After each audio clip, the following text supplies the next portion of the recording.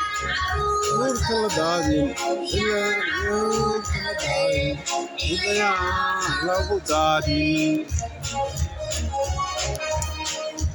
Degalay culuso ku ciqaab mudanayso coddeer buu madaxweynuhu ku caddeeyo ku sheegay yaan caruurta la daadin yaan caruurta la dayrin xaqooga yaan la Sida lede. O sida lede.